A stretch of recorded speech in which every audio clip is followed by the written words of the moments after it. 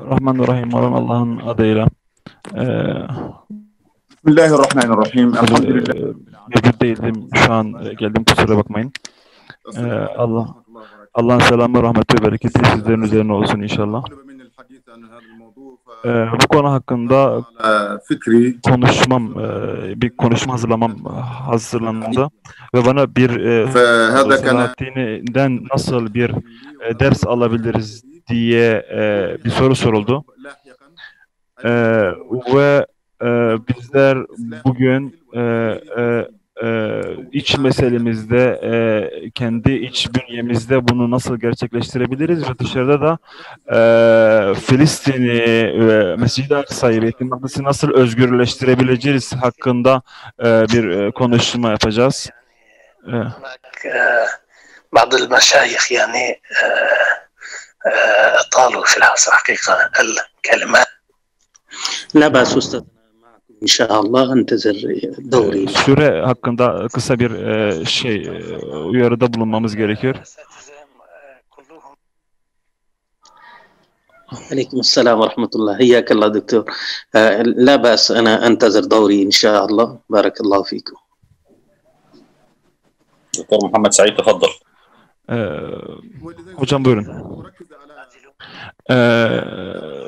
Ben bazı نرجو الاستماع إلى كلمة الدكتور محمد سعيد. نرجو عدم التدخل من فضيلتك لو تكرمت. تفضل دكتور محمد سعيد.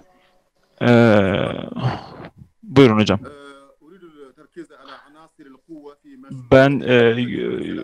Ben Selahattin Eyyubi'nin örnekliğinde ve tecrübesinde nasıl bir yol haritası çizebiliriz, bu şekilde nasıl bir proje, nasıl bir hareket başlatabiliriz diye ve kutsallarımızın, mukaddesatımızın tekrar özgürleştirilmesi noktasında ne yapabiliriz diye bazı noktalara dikkat çekmek istiyorum. Bizim Selahattin Eyyubi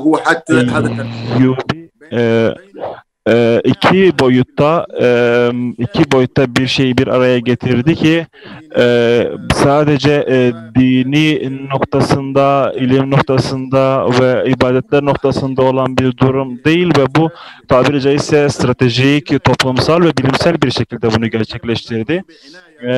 Bizim bunu çalışmamız, buna iyi dikkat çekmemize gerekiyor ki bu çalışma ve bilimsel yöntemi ve yöntemin üzerinde iyice durmamız gerekiyor. Bunun dışında diğer bir ayakta da iman boyutu, iman noktasıdır ki bu iman noktasında insanın ufukunun açık olması ve geniş bir ufuğa sahip olması gerekir. Ve ikincisi de öncelikli olarak belki özgürlük noktasında, özgürleştirme noktasında bunu iyi çalışmamız lazım ve zira Selahattin Eyyubi bunu iki boyutta, bir dahili ve bir harici boyutta yaptı.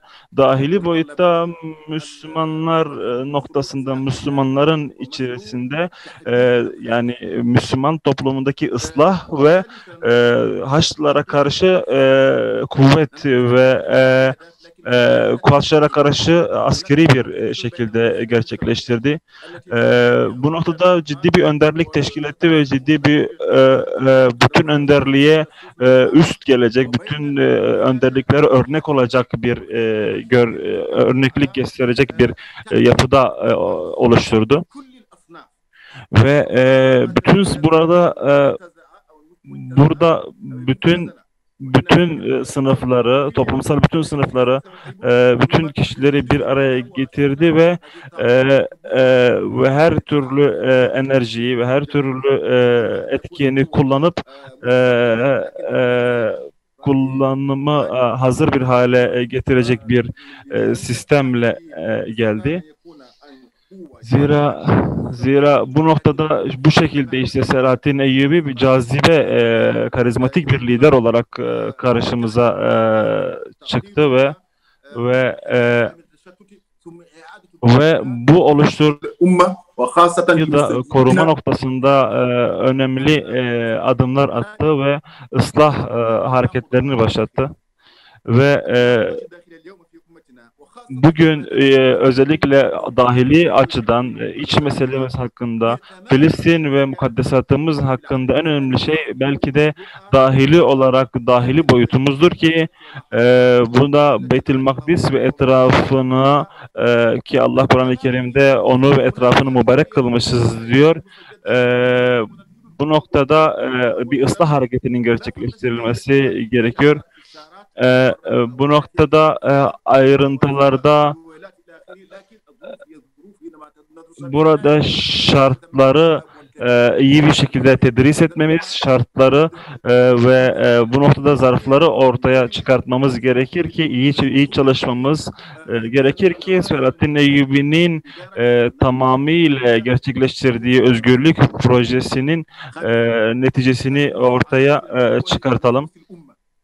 Ve bu noktada altıncı altını çizmem gereken nokta İslam ümmeti noktasında makro düzeyde bir durumdu ki burada İslam ümmetinin her tarafında ve her çeşitli her alanında bir birlik olması, bir kuvvet birliğinin olması gerekir ki bunun olmaması ciddi bir sıkıntıya sebep olur.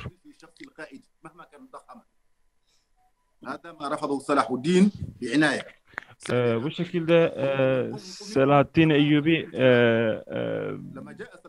bir kültürel hareket başlattı ve İslam ümmetini kültürel noktada büyük bir sıçrayış yaşattı. Bugün de aslında ciddi manada ihtiyacımız var ve kültürel ciddi bir kültürel ayaklanmaya, yükselmeye ihtiyacımız var. Bu da bugünkü yaşadığımız birçok sıkıntımızın çözümü budur. Son olarak da 10. olarak da şunu bahsetmem gerekir ki şöyle bir tavsiyede bulunmam gerekir.